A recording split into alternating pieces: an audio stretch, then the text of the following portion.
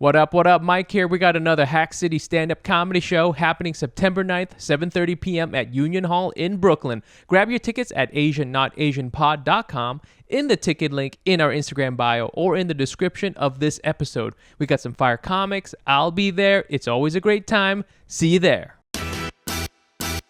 So I was like showing somebody something on my laptop, and I just like had opened it. Yep. And they were like, there were pubes on my laptop, and I was like, thank God I work in like a comedy company, because like, you know, it felt so unprofessional. I felt okay to like address it. Yeah.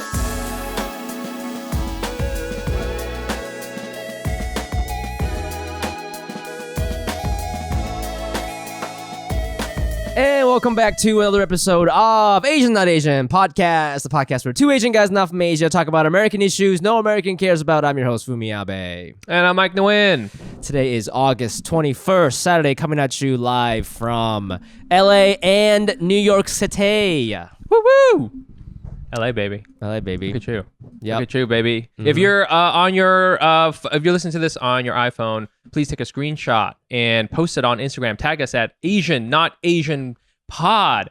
Use your podcast app to leave us a review. Give us 5 stars. Give us 5 stars, and then say something mean about our poopy butts. There you go. Do that. That would be amazing. Please leave a poopy butt review and then 5 stars. And if you're on Spotify, hit follow so you can always be informed of when new episodes come out. Finally, we're on YouTube. If you guys don't know about YouTube, man. People don't fucking know. You know what's funny is we're gonna talk about this, but Fumi's Colbert late night set came out, and people were like, "Wow, I never knew what Fumi looked like." And I was like, "We put ourselves out there all the time." Like we're on Instagram. We each have our own Instagrams. We have Twitters, we have TikToks, and we have put this on YouTube. And people were still like, "What? You're Asian? What the fuck?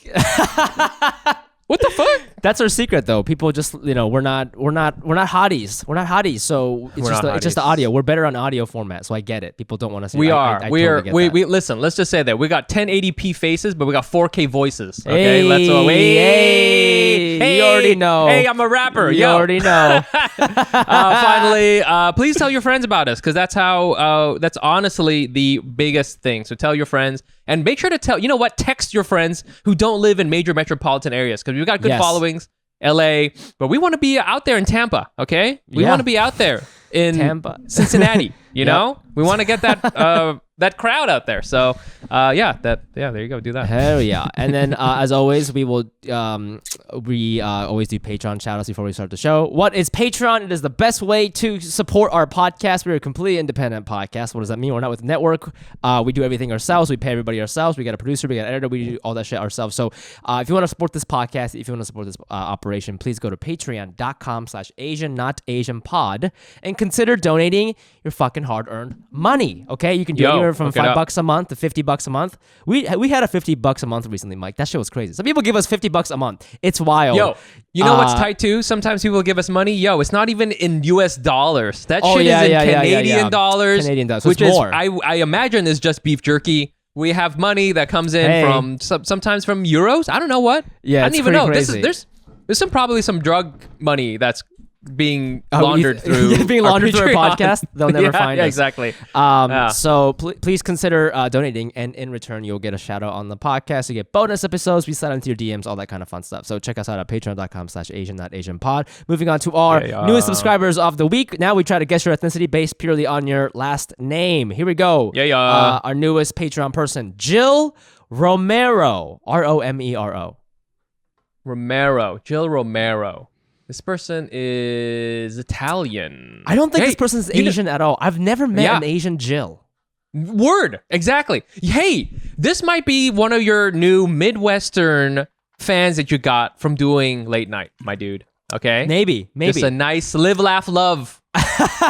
a lot of door mats that says like something about wine. What is that fucking? Yeah. It's wine o'clock somewhere. It's wine o'clock somewhere. Like Yeah, exactly. Powered by Christ and coffee. Something like that. Well, thank you, Midwestern Jill. We love it. And tell your kids I say hi. And go ahead and drive the Honda Odyssey to soccer practice, won't you?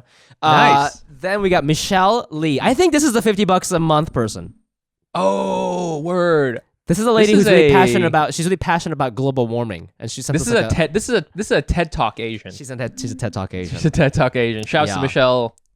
Thank you so much for that's so much money, and I can't believe it. Okay, this is an interesting one. This is one. This next one. Ceriann, Ceriann Price.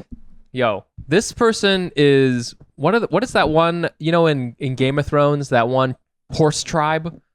Oh, the Dothraki. Yeah, that's like a Dothraki name. Ceriann. But she's Dothraki, but she married like a midwestern white guy in Ohio. Right, Price. Ceriann. So she had to change her last name. Right.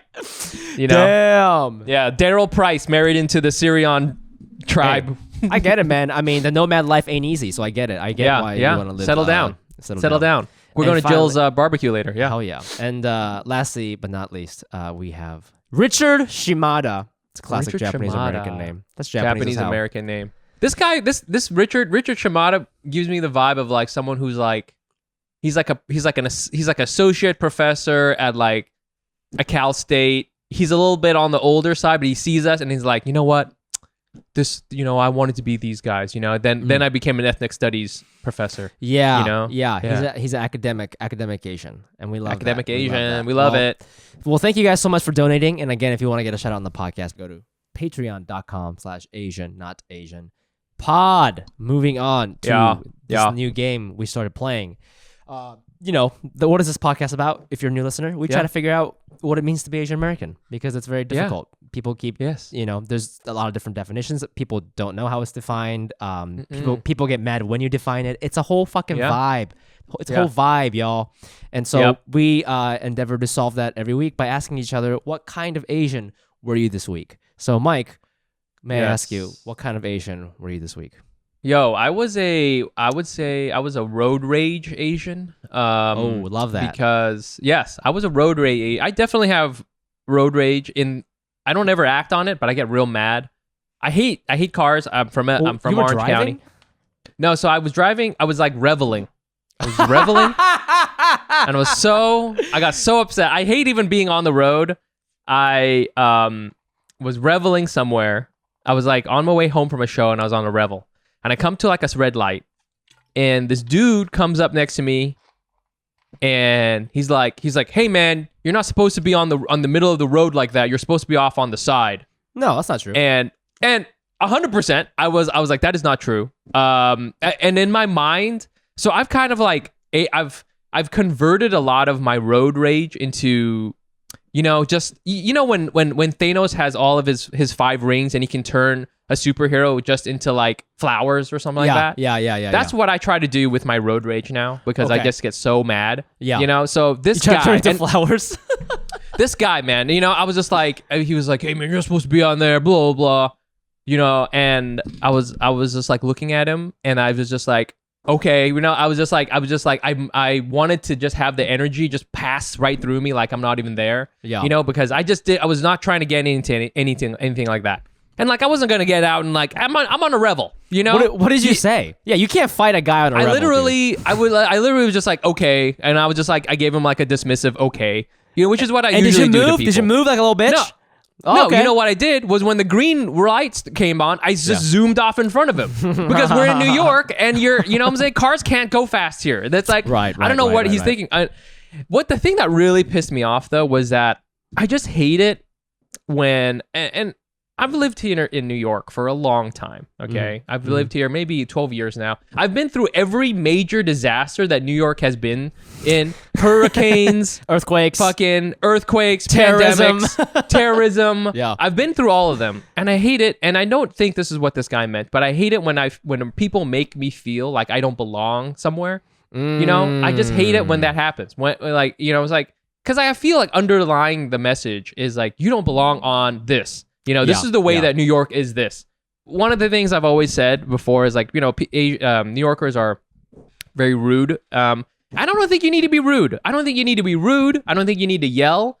And I don't buy the whole thing, well, you're not a real New Yorker, blah, blah, blah. Whenever people say shit like that, I'm like, okay, well, listen, what? Are we all sitting here talking about when were we all here when hip hop was born? Is that what? Is that how you know? Yeah. It was like, oh, you're not a real, you know what I'm saying? Like, but people who always say that are like not even from New York. You're from like Yonkers. I'm like, really? Yeah. you know? And I'm just come on. Yeah. So I think that's always like, that's my thing. And I was much more pissed off about that than anyone like, you know, if somebody was like, hey, I need to go around you, you know, you're going kind of slow. Yeah. You know, all right. But you're just like, dude, I've been here so long, and you know what? Maybe I've got California vibes, but I've got, you know, I pay taxes here.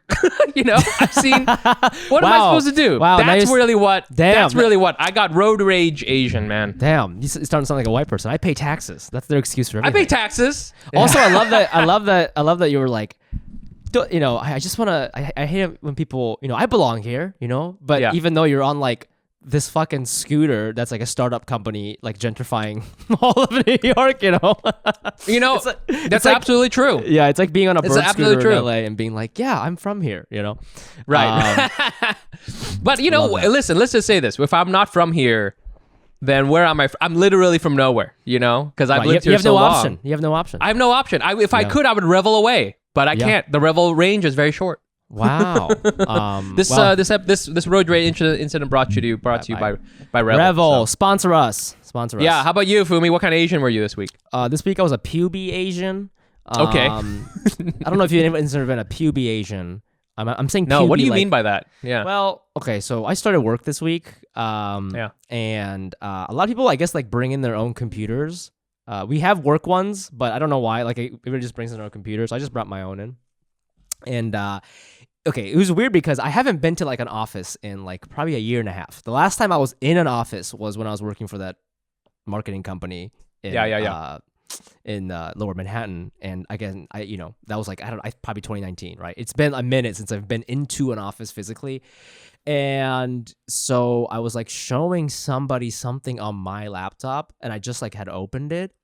Yep. And they were like, there were pubes on my laptop, and I was like, dude. I was like, not like a lot, you know what I mean? Not like a bag full of pubes, just like one. But it was like, but I have the new MacBook where it like lights up, so it was like it had good lighting, you know? Oh, and, funny. And I was like, so it was backlit. It was a backlit pube. It was an OLED pube? It was OLED. The pube was backlit as shit. And I was like, oh shit. So I like moved it. And then the person clearly saw it. And thank God I work in like a comedy company, because like, you know, it felt so unprofessional. I felt okay to like address it. Yeah. And I was like, yeah, well, you know, like sometimes you get pubes on your laptop. Is that what you said? You totally said that? But like they didn't. But like one of the people like didn't know what I was talking about, so I wanted to ask you, like, isn't it normal to have pubes on your laptop? Because like you watch porn on your computer, and then like sometimes, you know, you're jerking it, and then the pube gets on your hand, and then you type like, you know, I don't know, whatever it is on your Google. I feel like there's like you're switching to the Google chat to tell your boss. Yeah, the way I'm gonna be late to the meeting. The way I described it was like, you know, pubes on laptops make sense because there's like a real workflow here. You know, you're watching the porn. You got your hand on your dick, and then so there's a mode of transportation here, right? It makes sense. I'm not weird. It makes sense. Why aren't there pubes on your fucking laptop? You know what? You know what? I like that you put in workflow in there. Okay, you're editing video on Premiere, and you're just listen. I'm importing things. I'm jerking stuff. Yeah. Okay, I've got different things. All right. As my code is compiling, you know, I've got a couple extra minutes. You know, I've got a little bit extra time. Yeah. I don't got that because my setup, my porn setup is just my phone. I do that. I'm a mobile guy. I'm on mobile. You've transitioned. You've gone full mobile at this point. I go full mobile. Okay. Sometimes I get the VR headset. But no, mainly mobile. And then I got so many laptops in front of me. I just realized, but I use everything. I interface with one of these extra keyboards. I have this. So there's a lot of pubes on that. It's so many pubes on this. Yeah.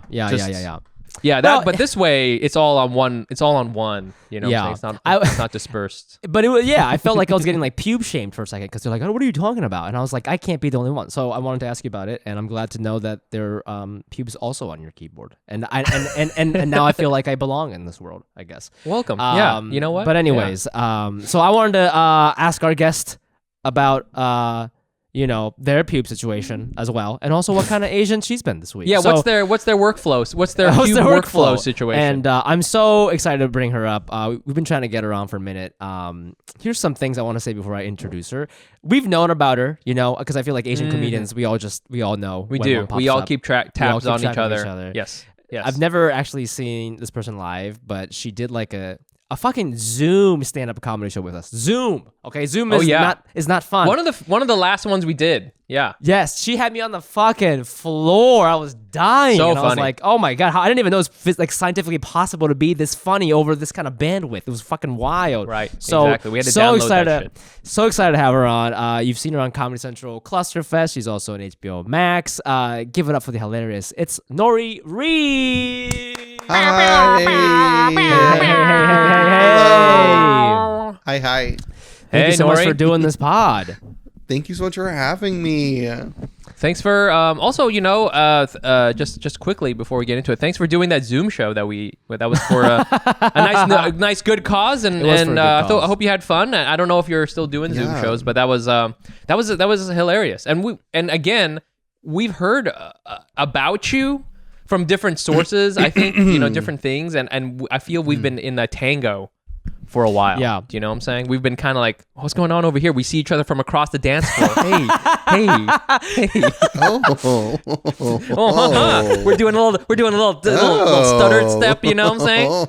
And then finally we're like, are we doing this, you know? Oh my God. I didn't know it was this kind of podcast. Oh my goodness. Yeah. Yeah, what kind of Asian were you this week, Nori? Like Fumi, I just started a writing job too. Oh, nice. Congrats. And so I kind of like the Asian part of me very much came out in the way that I was like, I need to prove that like I'm smart. I have to prove immediately Yeah. that I'm like smart and worthy of this. And yeah, and like no one gives a fuck. It's like everyone's just like, we don't know, like everyone's like, we don't know who you are, and you need to stop. You need to leave. Yeah. Like, you have to get out of here. Yo, And I was like, okay, people got pubes on their keyboards and shit. Nobody cares. Yeah. You know. Yeah. It's chaos out there.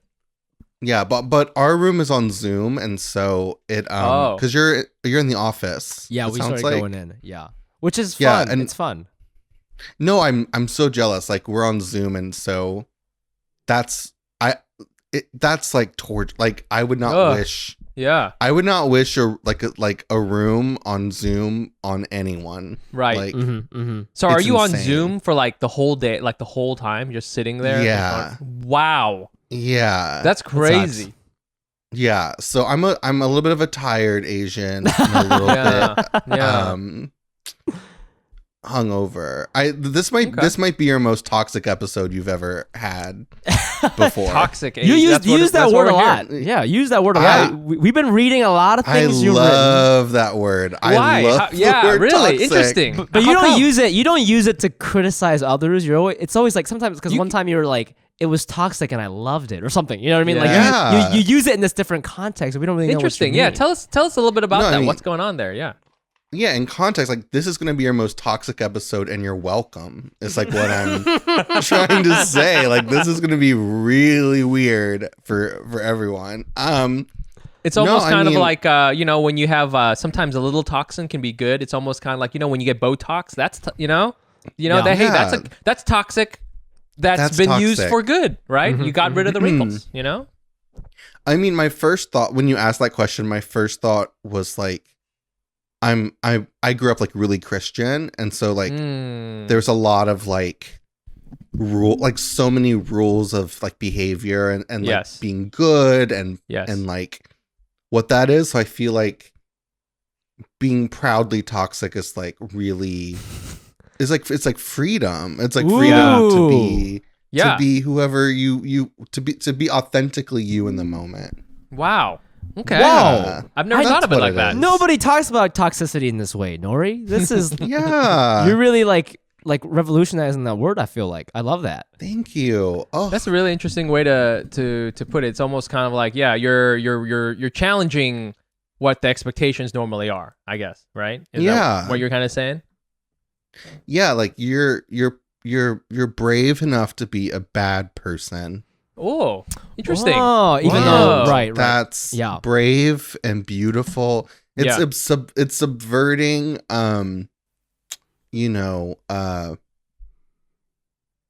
Yeah.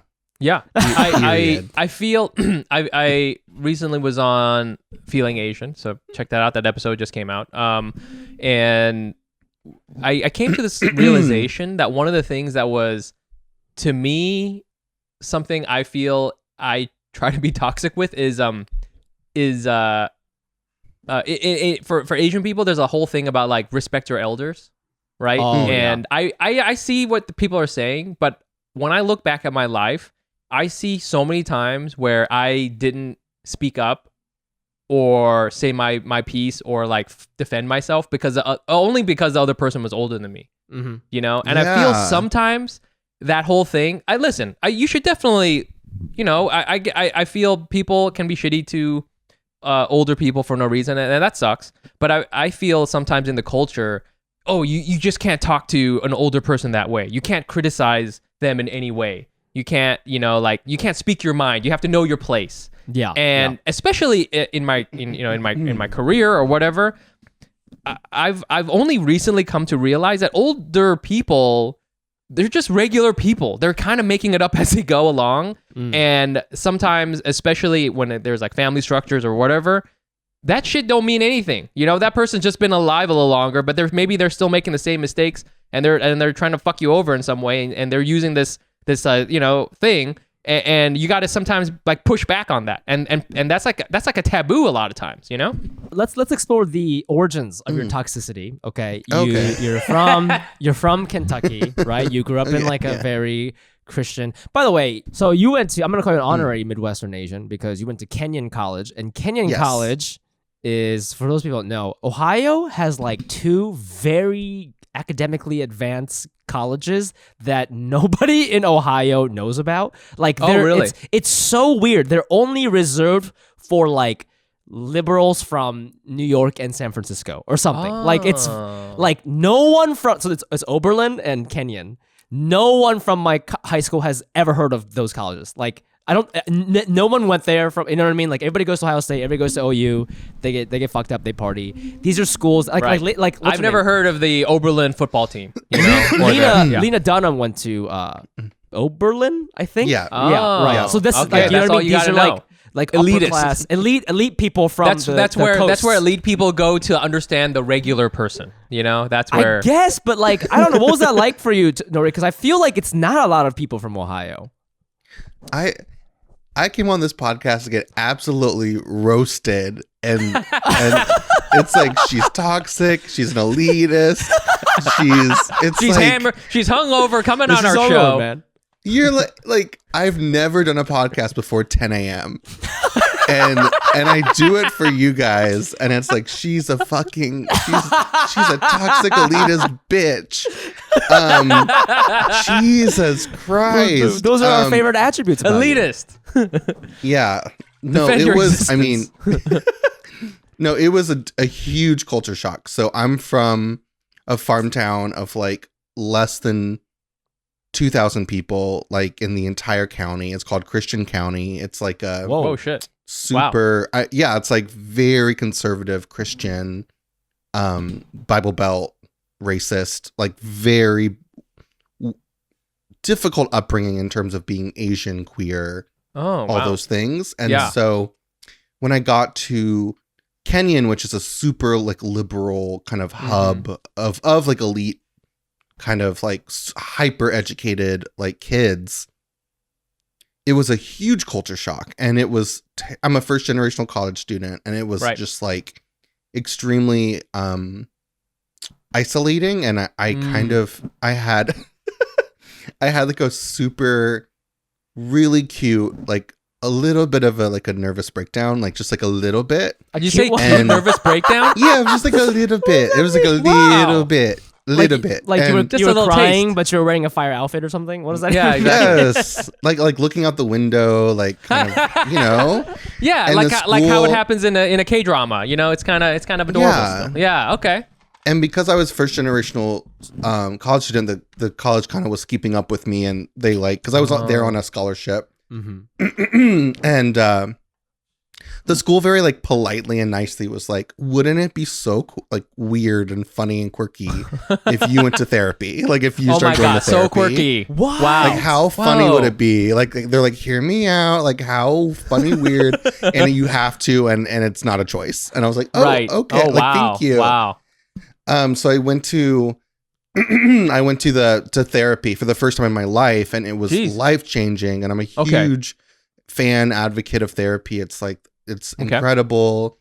And it really helped me navigate that world because I was coming from such a country town, and I felt like I was just like drowning because everyone was so liberal, knowledgeable, like just boarding school.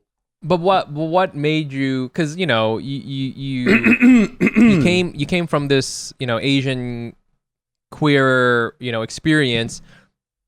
I would think that hey, now you're finally with people who may be more welcoming to that. But you're telling me that you kind of had the opposite reaction. You kind of were like a little lost. Like what was going on exactly? Why was there that disconnect? It's super complicated. I mean, it's I think the nuance of that is that when you're raised in that kind of community, there's a certain level of buy-in that you have to have, right. like that like to survive. And so got it. You have like multiple ways of thinking where on one level, on a conscious level, you believe in like God and Jesus and whatever, but then but then you have these conflicting feelings and thoughts that you have to put somewhere, to hold for a while. And so when I got to college, the first reaction was just like, I'm so overwhelmed. Right. And then once I got through that process, I was able to kind of learn what I thought and what I believed and not what my community believed. And it was very cool. I mean, I was raised in a very, I wouldn't say cult, but it was like, I went to church like 4 times a week. You know what I mean? Right, like it was it was Whoa, intense. Yeah. Well, I mean, Fumi, do you relate to that? Because I remember I talked to one of our fans. This is this nice, super nice flex. Talk to a fan. Super nice kid. Like is going to school in SoCal, and he's from. I want to say I can't remember. I think he's from Ohio. He's mixed race, and he was saying that for a long time, and even now he'll be cool with Asian jokes, and because he got it so much growing up that he really had no choice but to kind of like, okay, well, I'm just gonna have to, do what I got to do. Yeah. He ended up it's really funny. This kid, he ended up playing hockey, and he became an enforcer, which I think in hockey terms means I don't really play hockey. I go around and get in fights. So this Asian kid would sublimate his rage into these fights, and that's how he kind of got like respect after a while. Like but he would go around still, and experience all these things. And then later on, when he got to California, he was kind of like, I could get the sense that he was kind of like working through it. Like, what does it mean that I had to kind of do this in order to. He shared all this with you after a show. That's like so much. That's like what the fuck, dude. That's it was. Oh my god, it really is too much. It really is. It was awesome. It was awesome. But if you're to listening, like talk please to this keep kid. donating. Yeah, I mean, exactly. But I don't know, Fumi. I don't know if you kind of relate to that at all. I love this whole topic of Nori had mentioned earlier, like this other way of looking at toxicity, which is to ultimately like the ultimate rejecting of your past that you don't want to be anymore. And that kind of sounds like with your friend, it was like, people made fun of me because I was small and I was Asian, blah, blah, blah. No, now I just kick people's asses in hockey for a living, right? Or whatever, right? That's right. I think, it is a complicated, that's why like, it could go 2 ways, right? Because we always talk about the Asian guy at the gym, who's like trying to compensate for the fact that Mike? people... Is it Mike? I know. Oh my God, I know Mike. Oh my God. But like, I think there's like a healthy way to be toxic, and there's like a toxic way to be toxic. And the toxic way to be toxic for Asian people is, for example, if a guy grew up, he was making fun of him because he's Asian, he's small dick, whatever, and he's like, I'll show you, goes to the gym, gets fucking jack, now drives a Tesla, votes for Andrew Yang, that right that but that's a way Yeah. you know, because Right. he's like, I'm not gonna let anyone ever tell me that I'm like a bitch or a pussy or Right. whatever. Yeah. you know? Kind Like, of buys into the Yeah. into the narrative almost like too much and goes like the whole opposite way. I can see what for you're sure. saying. And that's a dangerous path. I think luckily, like I think all of us, hopefully, we're on like a healthier toxic plan, you know. And that's just more like, I mean, I think for me, because you had talked about rejecting elders, Nori was talking about rejecting religion. I think for me, it was just like rejecting, dude. I mean, Japanese people we fucking jerk off to like stability. You know? Oh yeah. Like so hard. And so I'm not much talking pube about on the laptop. And Yep. it's different from like, I'm not talking about the Asian American story of people coming here and be like, you got to be a doctor because then you'll be reputable. Yep. I'm not talking about that. My parents were like, you were too like too dumb. corporate, going corporate. Corporate. Nissan HQ. Yep. Yeah, like be in a place where you cannot Cubicle. be fired. Cannot be fired. And that was like so drilled into me. Yes. And it did get toxic because I think that sometimes when I was younger, I wouldn't speak up at meetings and stuff because I was like, Yeah, I don't I ever feel want to. I don't want to like. I can't leave. I can't leave. I can't leave my it. cube. I don't want anyone to think negatively of me, so I'll just sit Yeah. here and be the notes guy or whatever, you know. And I think, Yeah. like I think in a weird way, you know, now I work in an office and it's a corporation, but it's a comedy corporation, and it's Comedy weird corporation. because like I still got Google Docs open, but now we're printing, you know, fake submission forms to the Taliban or something. You know what I mean? Like we're Right. being dumb. You know, it's getting we're weird. being dumb. Like something yeah. like right, like we're talking. You know, we like it's just like we're doing like dumb shit. So in a weird way, like I kind of went back to the corporate thing, but I'm also like rejecting it. This is my own way of doing it. Yeah. I feel don't it's know. almost like there's a kind of toxicity where you're like, you know, you're like a poison arrow frog, you know, where you're like you're small and all you're trying to do is make space for yourself, you know? That's like the big thing.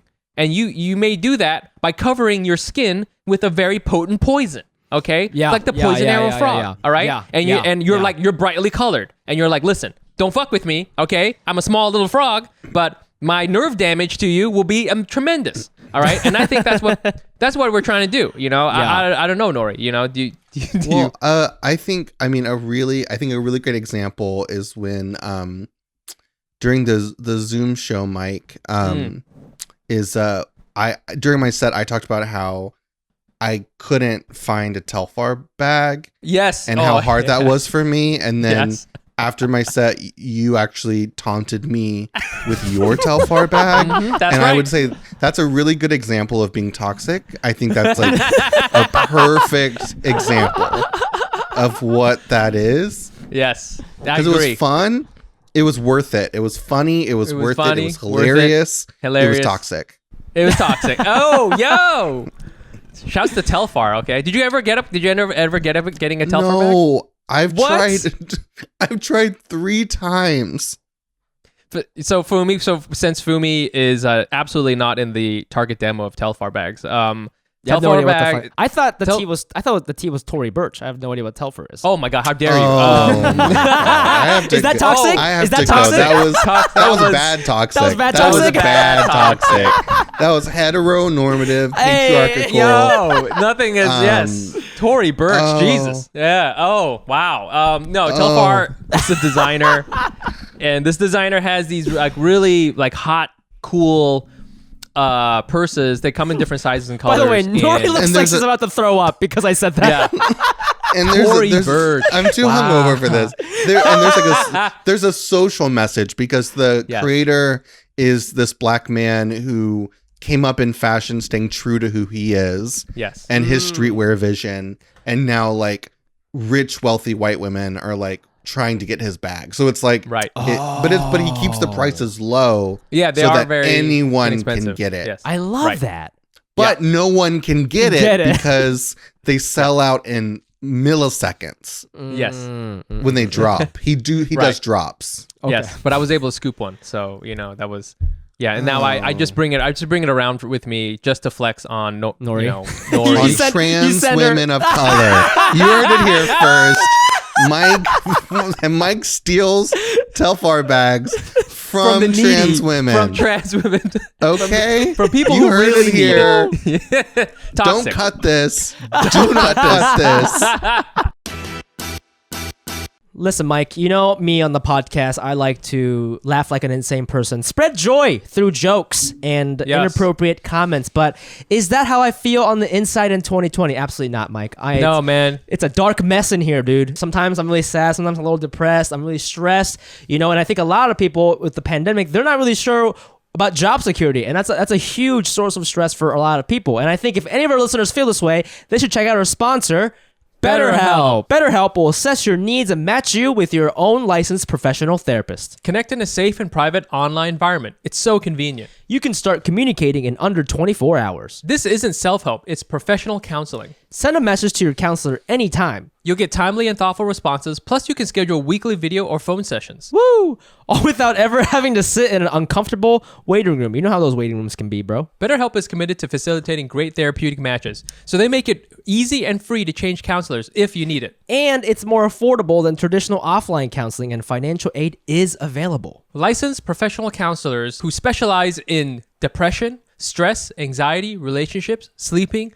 trauma, anger, family conflicts, LGBT matters, grief, and self-esteem. I want you to start living a happier life today. As a listener, you'll get 10% off your first month by visiting our sponsor at betterhelp.com/Asian. Join over 1 million people who have taken charge of their mental health. Again, that's BetterHelp, HELP.com/Asian. This is a great segue into other toxic shit that we're going to talk about. Fucking. Oh, we're going to segue away from that? Okay. Absolutely. Okay. I mean, it's related. It's related. Okay. It's related. It's related. Nori, we're just trying to understand your toxicity. Like, you explained to us your Kentucky upbringing. You explained the, you rejecting of your past, making you toxic, but maybe in a positive light. And we also read that you used to work in the arts, in fashion and the arts. And that's a fucking toxic ass industry, bro. Wow. You worked at Gagosian? I love this theme. You worked at Gagosian? Yeah. Yes, I love this toxic boat that we are on navigating. We are. This is beautiful. The USS Toxic. We're going through the toxic sea. We're heading towards the island of toxicity. It's going to be great. Yeah. I worked at Gagosian. I did. Wow. I mean, that is like, I was explaining to Fumi, that's like one of the big gallery houses. It's like it's a huge one. And I mean, I can only imagine what that was like. It you know what I'm saying? Was it just like out of controlness there or what? Yeah, it was insane. It was like, I did sign an NDA, so I'm trying to figure out how much I can, fair what enough. I can talk about. But it's like, it is truly, I mean, it's the biggest gallery in the world. There's like 10 plus, locations around the world. It's like the Death Star. Is that the Star Wars thing? The Death Star? Yeah, it's like the Imperial starship. And we all know Imperial, the Empire, very toxic. Very toxic for the Force. I don't want to step on your NDA. Were you in sales or what were you doing there?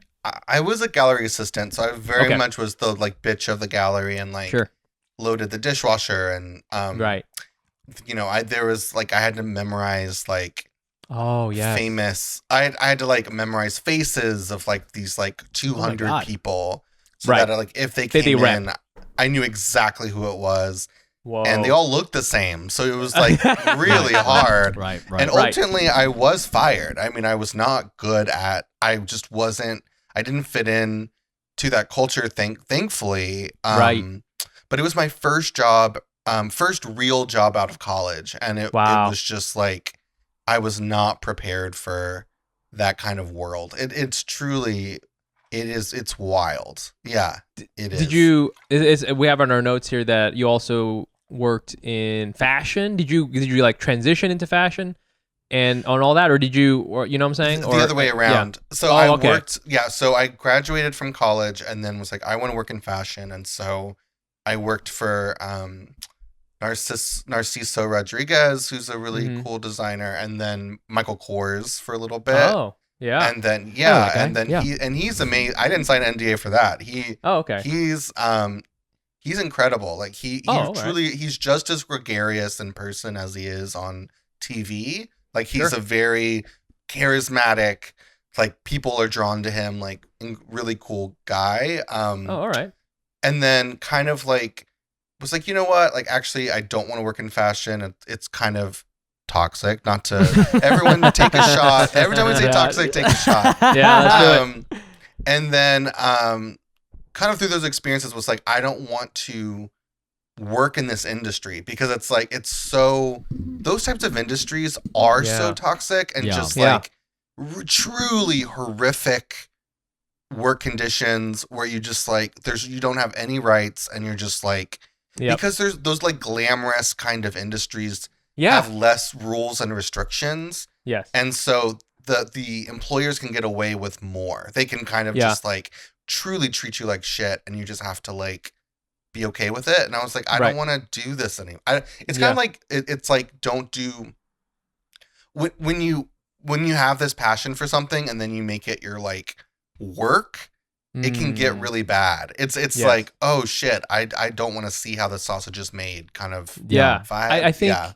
I think there's so many things where it's like it's the creative industry, and so there's, especially at the lower levels, like people are so desperate to want to be in this world no matter what they do that it is you know, you get told that, well, this is what you got to do in order to make it, you know. And it's even like in the culture. I mean, like fucking Devil Wears Prada is like all about a terrible boss, and people made it into a movie where it's like, oh, it's kind of fun, ha ha ha. But you know, this is like an objectively bad person. Weren't you gonna write a book about discouraging people to go into fashion or something like that, Mike? You told me that once.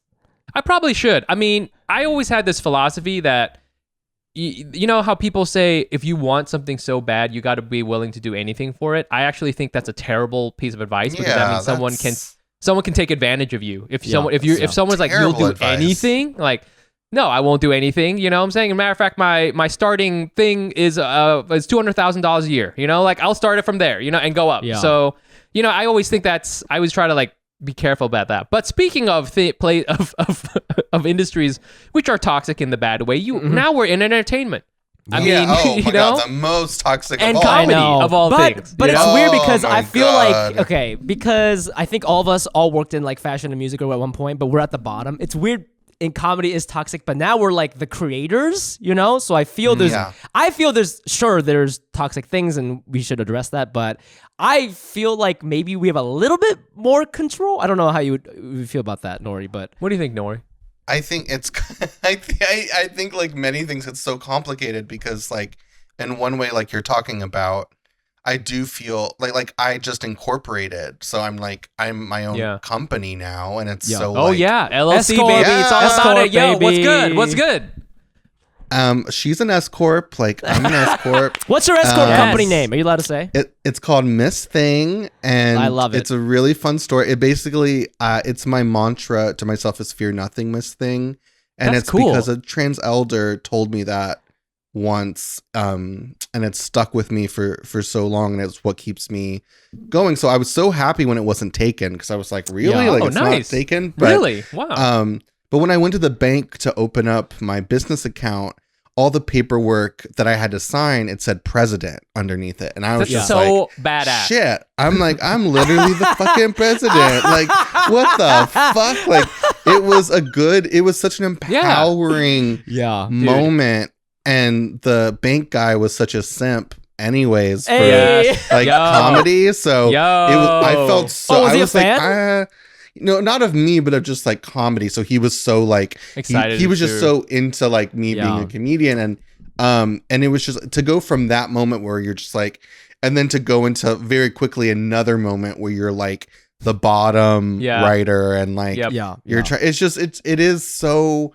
It's everything. It's all of it. Yeah. You Wait, know? can I just say fucking something? Fucking, I didn't know. So I didn't know. Nobody told me. So when comedians get like a real job, you make an S corp for tax reasons. Yes. Nobody fucking told me you're supposed to make a funny name. And so Mike S corp is just Fumi Inc. And I told people that, and they're like, I don't think you should be allowed to work here. Nobody, but at the same time, I feel like it's very on brand. That's very for me. on brand for you. That is very it's on very brand. salary man. You know, Yeah, it should be. Very It serious. should be Fumi. Fumi Inc. heavy element industries. Yeah, you know, yeah. I should have amount- like Centurion or something. Yeah. The amount of anxiety I had when picking a name, because my lawyer was like, you have 5 hours. She was like, Wow. you have 5 hours to pick a name. And I was like, Wow. are you kidding me? Yeah. And so all of my other ones were horrible. Like it was like Nori Reed or like Nori Ann or like, and I was so happy that one of them was my first choice wasn't taken, but all my other ones were terrible. Like they weren't. I'm sorry. Why? Fumi. Why did I'm you sorry only have that 5 you chose hours? Such a bad name. Yeah. I'm just kidding. Why did I'm you just only kidding. why did you only have 5 hours to do it? Where Because everything we had to make the S Corp official before you start the job. I signed my I contract. see. Before you sign the contract. Got it. So that Wow. it would all have the lawyer. I was just like I was doing whatever they were telling me to do, but it was so fast and rushed. It was truly like Just a head spinning. and Yeah. a funny moment too is that like I now work with like accountants and lawyers, and they're all so dry, and I still Yes. really want to make them laugh. Oh yeah, And- that's the best part. The Yeah, best part is calling up our accountant and asking, "Excuse me, this fleshlight, is that tax deductible?" I swear and to if God, so, I tried to write off OnlyFans for us last year, and he was like, "You can't write off OnlyFans, bro." What? That's research. I'm like, That's "That is research. it's research." Come on, Scott. And with my lawyer, she was like, Nori, I need you. We need you to do an S Corp. And I was like, escort? I was like, I haven't done that in years, Marcy. And I swear to God, she was like, no, I said S Corp. And I was like, oh, I was like, huh? I was like, okay. I was yeah, that's what I meant. Haha, joke. Ha ha ha. Yeah, like no laughter. No, she was like, I'm busy. Get the fuck off the phone. Like, Yeah. it was hilarious. I mean, though, you know what? I think people always, you were saying, Fumi, about writing a book. I think for sure, if you want to empower people, S Corps everywhere. Just S Corps and LLCs, everyone. Yeah, like everywhere. if I could go and give a talk at a high school, I wouldn't be like, follow your dreams. No. I wouldn't be, work hard. No. LLC. That is the thing I would say to do. Go make an LLC, and then because when you go into a meeting, and then you go and they go, what how do we make this check out, or how do we deal? You go, I'll put through the LLC. They know you're not fucking around because you're like, oh shit, now it's all on paper somewhere. It's all got to go through this thing. A lawyer's gonna look at it. I can't fuck with you anymore. Think about that. I mean, Imagine if your intern came up and was like, yeah, can you pay me through my LLC? You'd be like, oh fuck. Damn, I can't fuck with this intern. It's very true until you realize how easy it is to make an LLC. But that's what I'm saying is that like I think that's the thing is that it's so easy. Yeah. And yet it's one of those steps you add that you add that to somebody with like starry-eyed dreams. And you make them a force of nature all of a sudden. Even though it's just one step. It makes sense. It's kind of like meeting somebody who's like TSA pre. It's like, okay, bitch. It's like I respect that. I respect. You don't have to take your shoes off when we go through the y'all- metal detector. Are y'all Republicans now too? Yes, Like we me? just switched. Yeah, we all switched. Because my whole life now is just evading taxes, and I'm just like, oh, cool. Yo, Like, I oh, love yeah, this. for Dodge sure. those bullets. Yes. Those tax bullets. Yeah. We're gonna get that. We're gonna get that OnlyFans written off. Okay, I don't care what Scott says. I have another toxic thing to talk about if y'all want to go Yeah. there. Mhm. Let's do it. And Nori, would love to get your take on this because you're a little bit more active online than I am. I recently my late night set on Colbert aired on YouTube or like on thing. Flex. And so Flex. hey, what do people think about when that shit goes on the internet, right? Like people are like, congratulations, not comedians. Comedians, the first thing we think about is YouTube comments. What the fuck are they saying, right? Yo, Oh my God. Bro. that is so hard not to look at everybody's I know. YouTube comments. And I've been Yeah. telling people I Oof. haven't been looking because I don't want to talk about it, but I totally have been looking. And Of course. I wanted to read some toxic comments with you guys so we could make myself feel better. If that's okay with you. Yeah, let's do it. I'm gonna look it up. I'm gonna look it right I now. love By the way- this. By the way, Yeah, go ahead. go ahead. No, go ahead. So this came out. So just so everybody knows, Fumi is talking about his he did a set on Late Show with Stephen Colbert. It was recorded a while ago. It finally came out this week. It's doing real well, and this whole week it came out on Monday. Yeah. And every week I'm going back there and I'm looking like a proud parent, you know, just you're watching looking at the stats. looking at the stats, looking at the thumbs up, thumbs down. I don't know what it is. I don't know what it is about. My ratio is pretty good right now, Mike. I don't know what it is. Yes, it is really good. I don't know what it is about stand-up, but like all the stand-up for all these people. I mean, and I'm talking about like people who are even famous. And well, not so much famous, but like if it's your first late night set, the ratio is always like kind of weird. I think it's because there's a lot of people who dream about doing something like this and don't, and then they feel real weird about it. Yeah, and they go, "This wasn't that good." Of course. I think so. That's what's going on there. Yeah. Before I read the comments, I do just want to say, like, this is not a very funny note, but I think you can learn a lot about America through YouTube comments. That's the title of my book. Oh yeah. And obviously, people are like, "Oh, that's not funny. It's not funny." That's fine. If you don't think I'm funny, that's totally okay. That's valid. But I will say, you know, you get comments that are like, "Of course he would open with a." Here, this person said, like, "Of course he would open with a joke about his ethnicity. Like, nothing has changed since Pat Morita." Pat Morita? I guess he's a comedian. I didn't fucking know that. I know. I was trying to find his. He has a his late set night already. set, and he calls himself like the hip nip. Nip was like a derogatory term for Japanese people back then because toxic, like, so toxic. Right, he was so toxic. Straight Asian guys been toxic since 1950. Shouts to Pat Morita. Hey. And there are a lot of comments that are like really mad, really mad that I talked about being Japanese, like for a little bit. You know, most of it is about. Agree. Most of it is about like like dick pics and stuff. But like, I'm gonna open with it because it's a little introduction joke, and it's one thing to say I'm not funny. It's another thing to get mad, and it really reminded me that for a lot of like white people, you just existing in America is offensive to them. Does that make sense? Your existence insults their existence. You know what I mean? Yeah. And that was kind of hard to swallow. Just me standing, smiling, talking on camera on national television is upsetting them, you know? I don't know. I think that I didn't really think about it until I started reading these comments. You know, like it's like with them, I can't win. I feel if you're a person of color, you can never really win because of people like that. If that makes sense. Yeah, I see that. I totally see that. Nori, what do you think? I think I'm Korean, so if my grandmother would agree with them about the Japanese thing, you should keep that to yourself. No, I'm just kidding.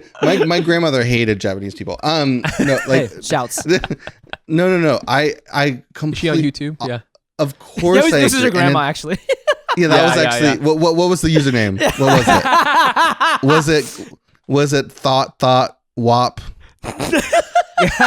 That was my That's my grandma. It was KWAP 69. Yeah, exactly. It was KWAP. Yeah. No, I mean, I truly am not trying to take I'm not trying to steal the attention here. I'm just, I would like to relate and just say that when my HBO Max set came out on YouTube, it was my first ever tape set, and it was just it was hilarious. It was so fun. It was just like, oh my God, they're so angry. Like they're they get so mad. Mad. And they're vicious. And it's like I just relate. I relate so much to what you're saying. Everything you're saying is correct. Yeah. But the other comments are kind of funny, so we can kind of just talk through that. I mean, shit, man. A lot of them are very nice. Yeah. A lot of them are nice. Were any of them horny? Were there any horny Oh my ones? God. There was one horny old lady. Yeah, Yes. wait, hold on. This person wrote okay, this person wrote, Janet Tucker wrote, it's only 30 seconds into his set, but he's adorable. I would date him in a nanosecond if I weren't married and 75 years old.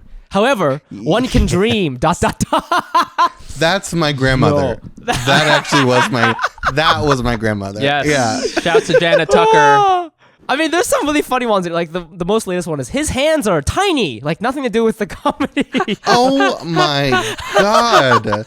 What a weirdo. Yeah. You know what though? I like that because this person saw your set, was like, okay, this is pretty funny, but look at his hands, guys. Yeah, got him. Nailed it.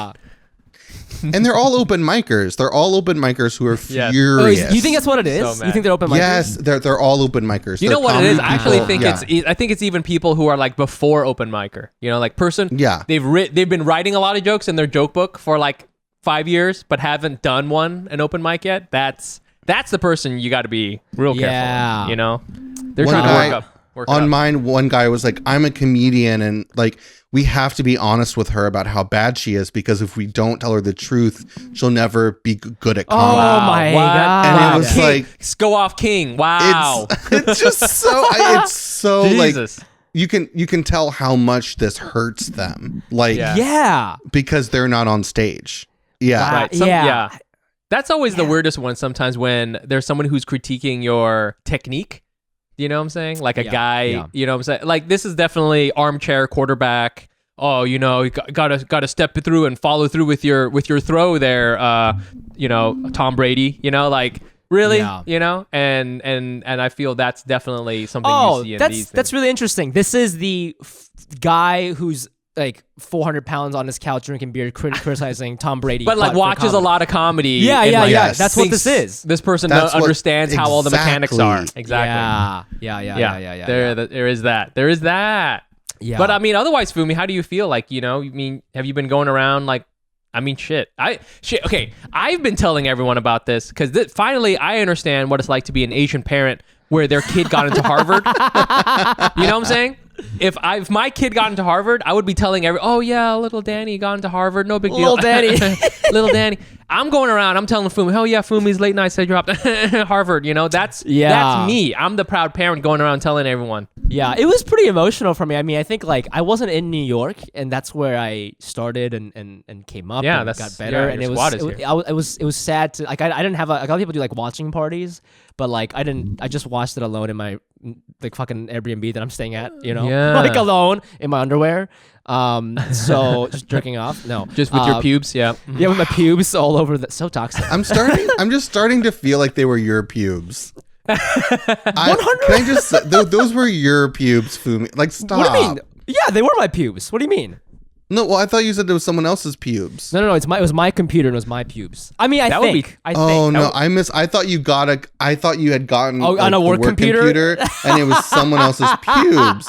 But no, you're No, saying I'd those be very were your upset. pubes. I'm no, so if sorry. you handed me a work computer and you had pubes on it, you'd be hearing from Fubiab Incorporated 100%. Like that Corporate, is yep. not something we take lightly. That's Corp. Here at- Yeah, I don't know if I would here have at Fumi said. Corp.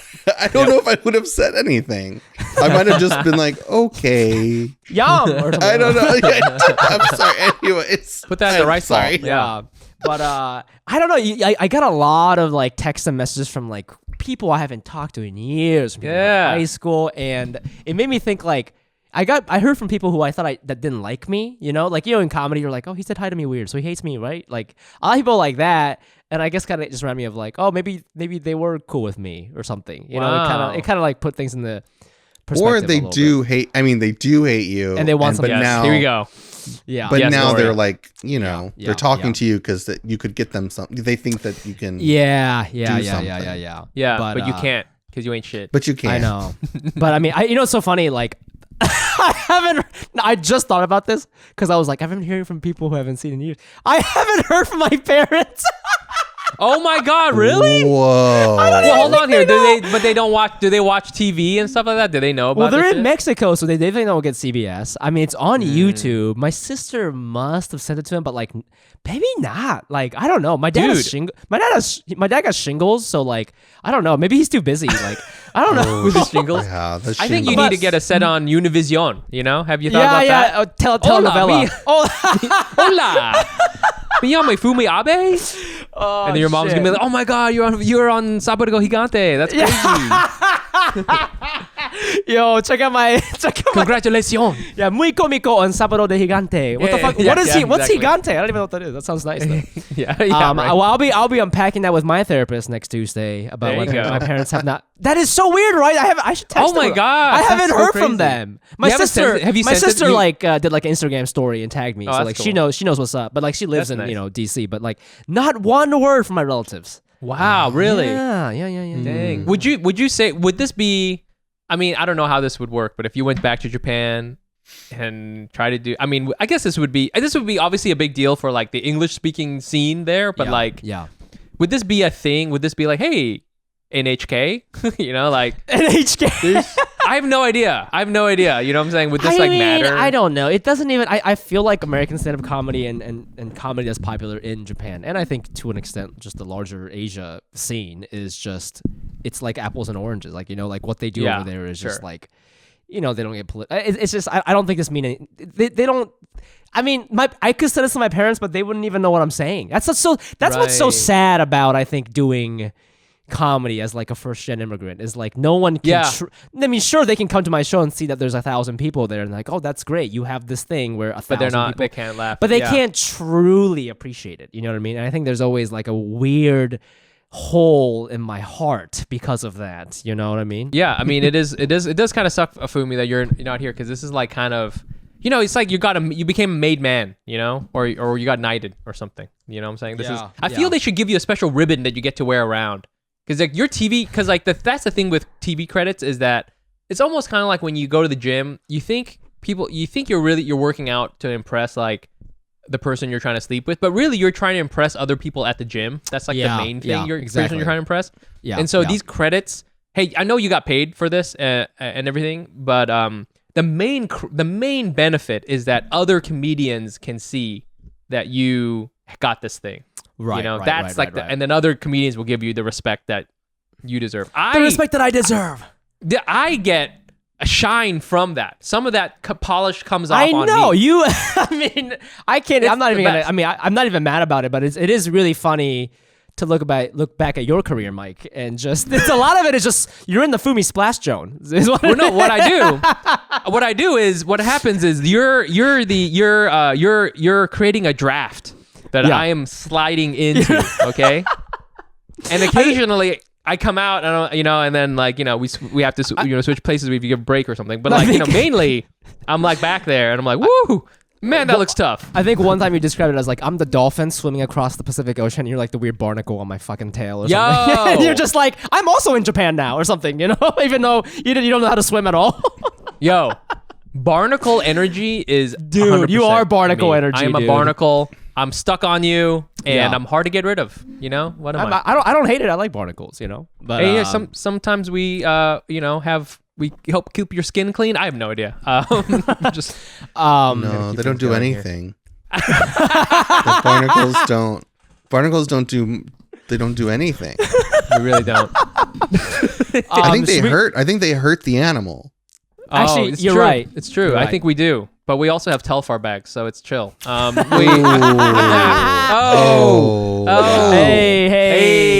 All right, let's keep going. Now it is time for his favorite segment. It is Das Race News. Mike, do you want to intro this one? Let's do the second one right here. This is a cool one. We're gonna play. Well, it's not even a game, but we're just gonna talk about this. This isn't really like a current event thing. This article came out a couple of months ago, but it was an interesting one. We came across it when we were doing research for something else, and it was just this is on Mashed, and it's an article that's it's the title of it is "Things You Should Never Do in a Vietnamese Restaurant." And yes, because it is germane to the article, I am going to say that the person who wrote this, his name is Matt Meltzer. I don't know any Matt Meltzers from Vietnam, but this person does sort of like refer to other Vietnamese people. So, you know, he speaks to a Vietnamese chef and owner of, Vietnamese restaurant. But they got, this person has this list. And I'm not mad at this person or anything like that. So this is not one of those things where I'm going to go after Matt Meltzer. But it's interesting to me. I'll read some of these things you should never do in a Vietnamese restaurant. Because I think it's always interesting that, I worry about this too. Like, authenticity. You don't want to seem like a herb. You want to fit into this thing. You want to like whatever belong. And especially for like white people in Asian restaurants, like they don't get a fork or some shit like that. But I'll read some of these things, and I wanted to see what people sort of thought. Nora, you go to a lot of Vietnamese restaurants? I very much love Vietnamese food. Yeah. Okay, cool. So I think we can talk about this, and also maybe, hey Fumi, we can talk about what's going on with Japanese restaurants too. So how about this? I won't read all of these things. Don't expect Vietnamese food to be anything like Thai cuisine. Okay. What? This is so Matt Meltzer of him. No one is doing that. No one is. What? That was this whole. Okay, I read this. You know, your producer sent me the article, and I was like, "Who is this article for? Is it for his parents, like his old elderly parents when they eat Vietnamese food for the first time?" Yeah, maybe. Maybe it is for old white people. You're right, because these are kind of weird. I think it is. Like, don't ask. Like, don't be disappointed when Vietnamese restaurant isn't dirt cheap. Like, I don't know. I feel like I think Vietnamese people like it when it's dirt cheap. I don't. That's from my friend Vietnamese talking about the food. One was like, don't set the place on fire with matches. I was like, why? I was like, why do you have matches? Like, it was just don't ask for a fork at a Vietnamese restaurant is one of them. Let's see here. Don't worry. This is the one that I sort of disagreed with. Don't drown your pho in sauces. That's the whole. I put a lot of sauces in there. Yeah, I love putting sauces in there. But wasn't one of the other rules was like use the sauces? I was like, yeah, exactly. Okay. I was like, which one don't is eat it, Vietnamese Matt? food without adding sauces and toppings. And then the next one is don't drown your pho in sauces, which is a little confusing. Yeah. Don't. Is yes. No, is there anything like that for like Korean restaurants that you hate to see? Oh, I mean, I feel like Korean barbecue is it feels very inclusive in the way that there aren't very many rules. It's just kind of like we're gonna cook this meat for you until you're so uncomfortable you may die. Yeah, like, there you go. That's Korean barbecue. Don't expect to live at. Don't live after this. Yeah. Don't expect to survive a Korean barbecue experience. Yeah. That's one of them. I go to Korean barbecue a lot, and one thing I'll notice is that my wife likes to make like a lettuce wrap with her Korean barbecue. So yes, so like she'll have like there's a thing and the rice, and then there's like a little bit of kimchi in it, and then there's like a thing, and then she rolls that up and eats it.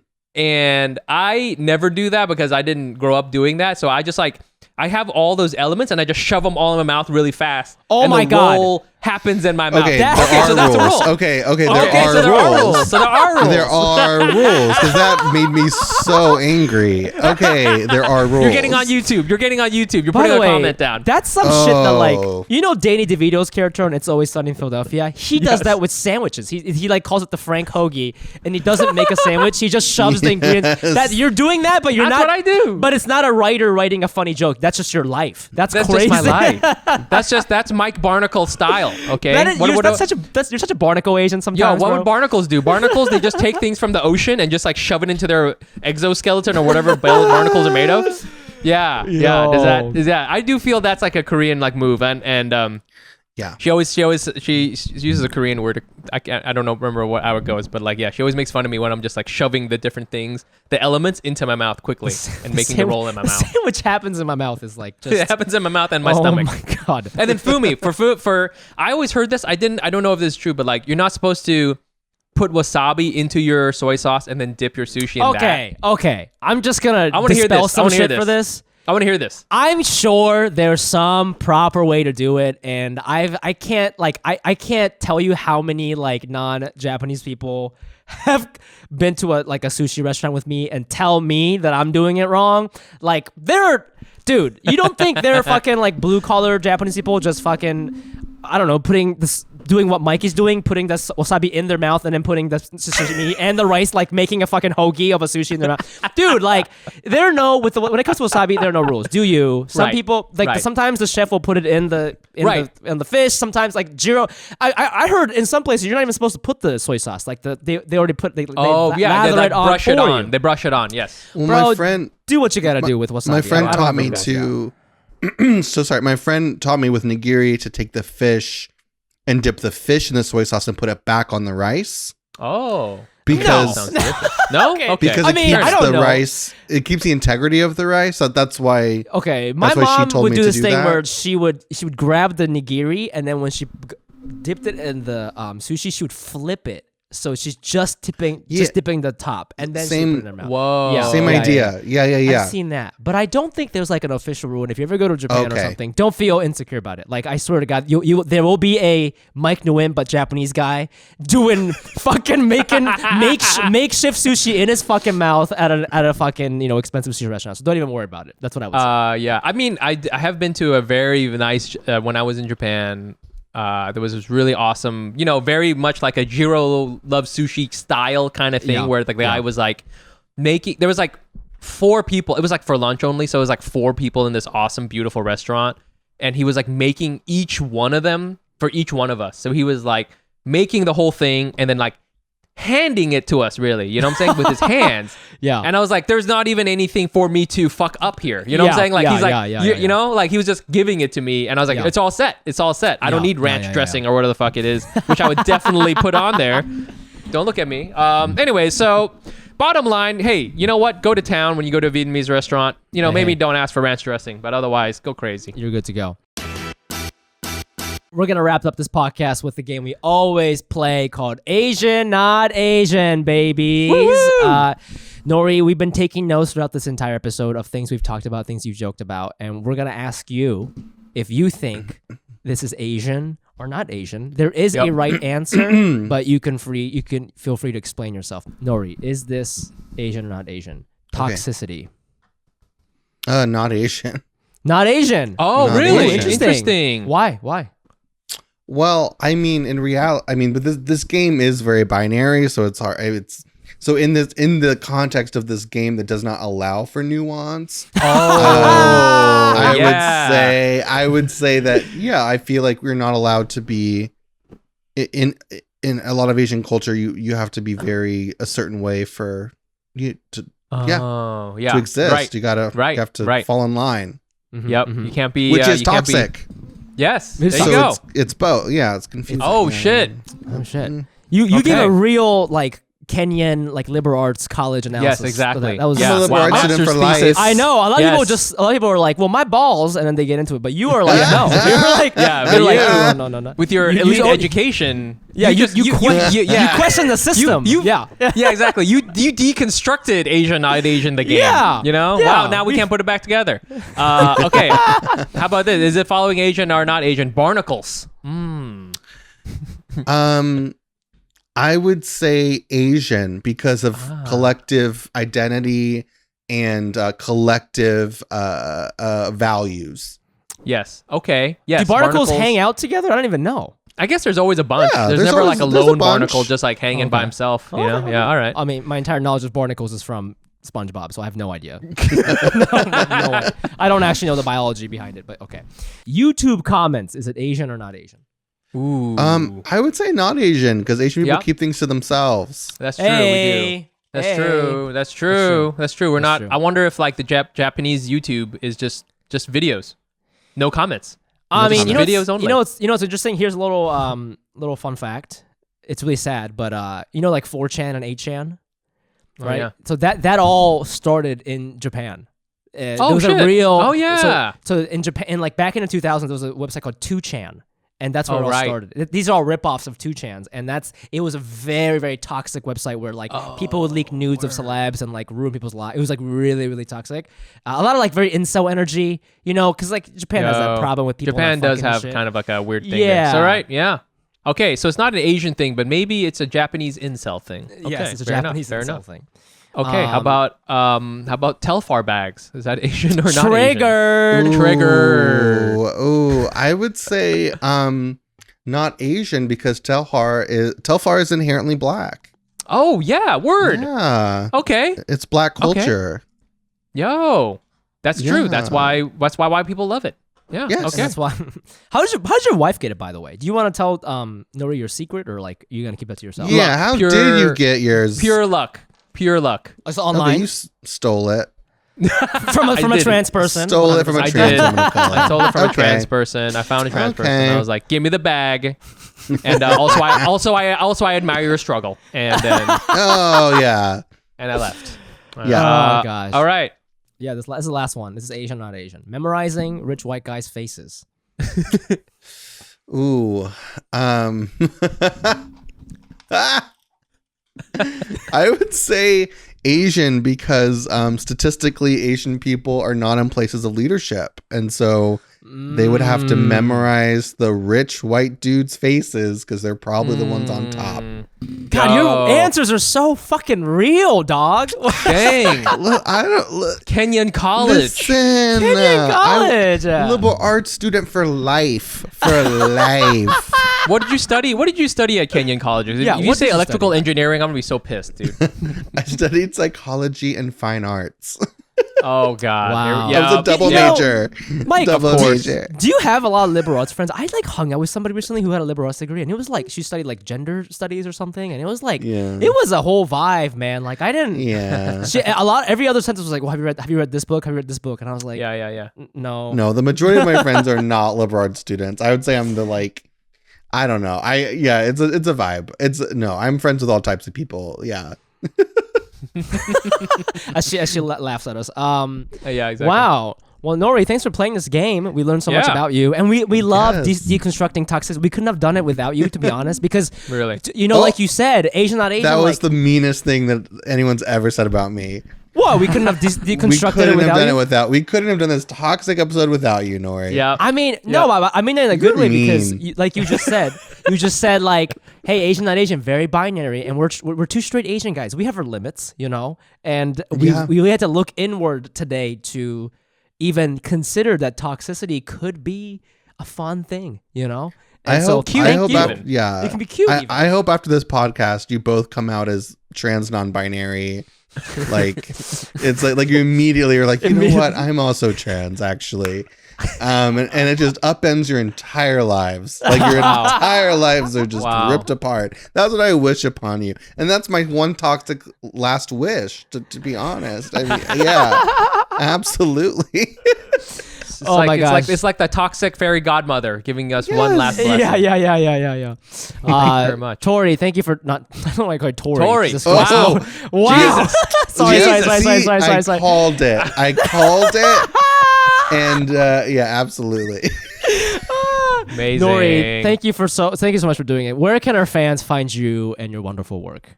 Well, my most toxic work is going to be on Twitter. And so I would follow me there. It's real Nori Reed. And my Instagram is Nori Reed. Do you want to plug the show you're writing for, or you don't want to talk about that? I can't. They haven't announced stuff yet, so I can't. My life is just full of NDAs. It's the NDA. Yeah, you're like the only only guest we've ever had who mentioned like 7 NDAs. Lots of NDAs. But I will. Yeah, it'll come out soon, and it's Breitbart news. I'm writing for Breitbart.